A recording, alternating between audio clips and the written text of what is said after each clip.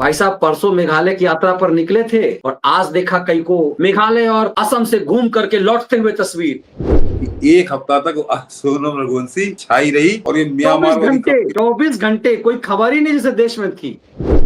सच का सामना आता था और वो अमेरिकन प्रोग्राम था। अमेरिका में वो मोमेंट्स ऑफ ट्रुथ इस नाम से वो आता था और उसी का पूरा कॉपीराइट लेके उन्होंने वही सेट सब बिल्कुल वही सिस्टम बनाया था। या उन्होंने कॉपीराइट खरीदा था बाकायदे, जो कंपनी यहाँ दिखा रही है। इसीलिए कहते हैं कि टेलीविजन चैनलों सही बात है कि पत्रकारिता जैसा पवित्र पेशा, जो ज्ञान का पेशा था, जो साख का पेशा था, इन जोकरों ने इसे किस स्तर तक ला दिया है वो साफ दिख रहा है। सर अभी पूरे हफ्ते भर से एक नौटंकी चल रही थी। सोनम रघुवंशी वो एकदम से बॉलीवुडिया खलनायिका की तरह है उसका, और उसे एकदम सजा सजा करके उसका भाई वहां गया, वहां कूदा, उसके बाद एक से एक कहानी बना रही थी। परसों हमारे कई जो है साथी पत्रकार फ्लाइट से तस्वीर डाल के मेघालय की यात्रा पर निकल रहा हूं। भाई साहब परसों मेघालय की यात्रा पर निकले थे और आज देखा कई को मेघालय और असम से घूम करके लौटते हुए तस्वीर। उन्हें तो दिखाना था कि जहाज में चढ़ गए हैं भाई, इंटरनेशनल खबर के लिए। मतलब मेघालय गया और बीच में ये एयर इंडिया का विमान गिरा तो शेर गिर गया सोनम रघुवंशी का। ये पूर्व जो 24 घंटे में साला एक दूसरी कोई खबर ही नहीं होती थी इस फूसफास के अलावा। और देखिए यूट्यूब पे भी कमाल की बात है कि व्यूअर्स भी कमाल हैं। उल्लुच्चे लफंगागिरी की एक खबर, फर्जीवाड़ा की खबर, काल्पनिक खबर, पुलिस की कहानी से अलग खबर। ये सोनम रघुवंशी, राजा रघुवंशी, तो ये नौकर जो है प्रेम करती थी, राजा को मार दिया नौकर के चक्कर में। मनोहर कहानी थी ना सर, पहले आती थी मनोहर कहानी एक किताब। मतलब वो मनोहर कहानी एकाएक कहां पिछवाड़े में डाल दिया इस देश की मीडिया ने। मतलब 24 घंटे तुम जिसे समय दे रहे थे उसके लिए 1 मिनट के लिए भी समय नहीं है अब। मनोहर कहानी, सत्य कथा आती थी, ये सब चला करती थी। वो तो मनीष जी जैसे आपने बताया कि पूरा गायब हो गया। लेकिन मैं दर्शकों से दूसरी बात कहूंगा कि वह आलोचना हम लोग हमेशा करते हैं, लेकिन आज मैं मनीष जी से मैं बात कर रहा था कि आज मैं देख रहा था एक न्यूज चैनल ने बहुत बेहतरीन रिपोर्टिंग की है अहमदाबाद की दुर्घटना पे, और उसका नाम है NDTV। मतलब मैं कभी बहुत लग के देखता हूँ, एक झलक देखता हूँ, आगे बढ़ जाता हूँ, लेकिन मैं लगातार उसको 1.5-2 घंटे में देखते रहा। तो उन्होंने अपने जो भी आदमी वहां से मैनेज कर रहा था, जो उन पूरे रिपोर्टरों को, कि हर रिपोर्टर बिल्कुल सही जगह पे था और रिपोर्टर भी बिल्कुल जिस तरह से रिपोर्टिंग करनी चाहिए। आज की रिपोर्टिंग जो थी मनीष जी, मैं मतलब अतिशयोक्ति हो जाएगी कि जो लोग नई पत्रकारिता शुरू कर रहे हैं उनके लिए एक तरह से वो पाठ्यक्रम की तरह थी कि इन मौकों पर कैसे आपको रिपोर्टिंग करनी चाहिए। ना ऑर्केस्ट्रा बज रहा था, ना ऊधम काट रहा था, ना तो रिपोर्टर नाच कूद रहा था। बहुत गंभीरता से उसी हिसाब से वो बता रहे थे, बेहतरीन रिपोर्टिंग थी।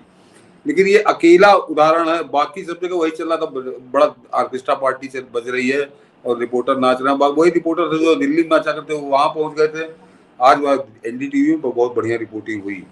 लेकिन आप जरा गौर करिए, जो अभी मनीष जी ने जहां से बात शुरू की कि एक हफ्ता तक सोनम रघुवंशी छाई रही और ये म्यांमार वाली 24 घंटे कोई खबर ही नहीं जिसे देश में थी।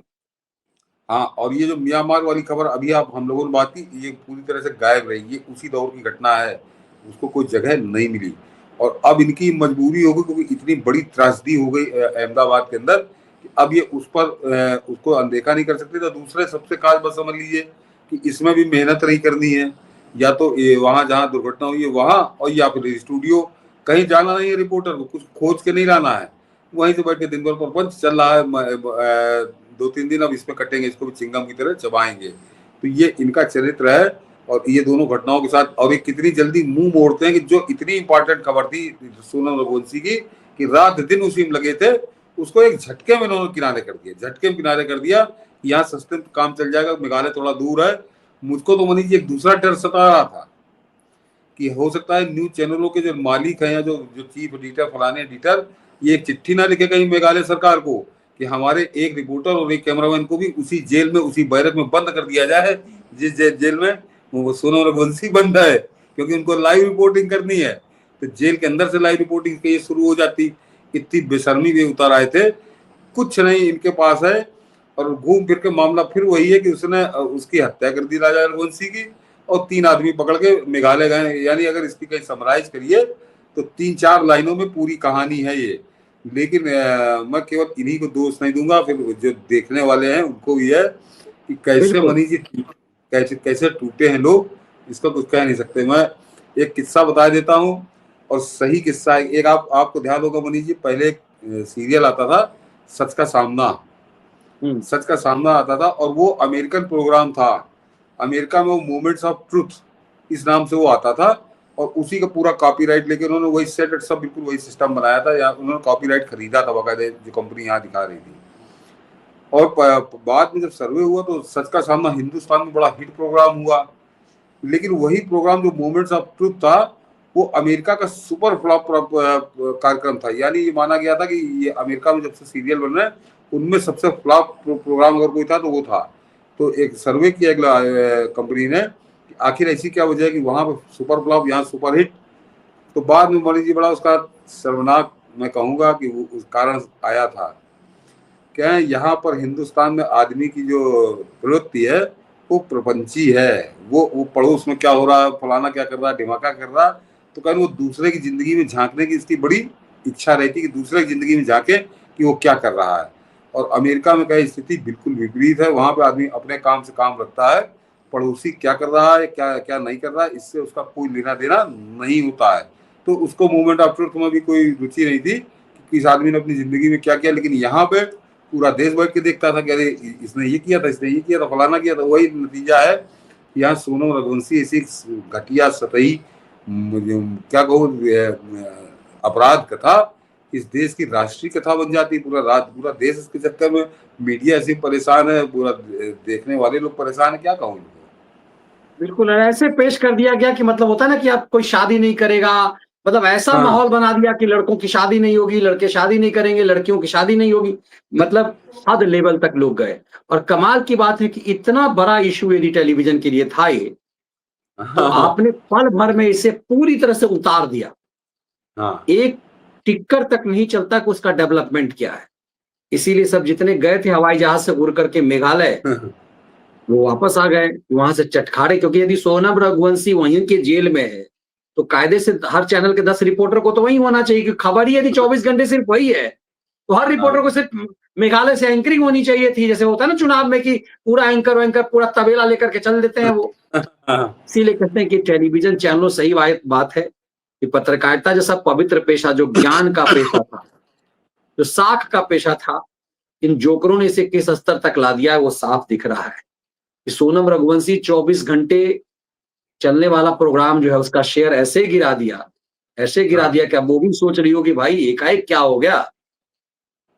ये महत्वपूर्ण इसीलिए है कि इस चीज को समझने की जरूरत है।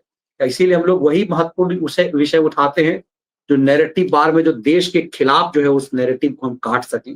उद्देश्य हमारा ये होता है, इसलिए व्यूज के लिए हम नहीं फाइट करते, लेकिन हाँ, विश्लेषण चलने के लिए यदि आपकी ताकत नहीं होगी, यदि बातें दूर तलक नहीं जाएगी, तो किसी विश्लेषण के बहुत मायने होते नहीं। इसलिए इस बात को ज्यादा से ज्यादा लोगों तक पहुंचाएं। बस आप सबसे ही आग्रह होगा, वीडियो को लाइक और शेयर कीजिए हर अपने साथियों के व्हाट्सएप पे, और अपनी बातचीत में इस विश्लेषण का, इस शो की चर्चा जरूर कीजिए। बहुत बहुत धन्यवाद आप सबका। जय हिंद, वंदे मातरम। मनी एक बात और।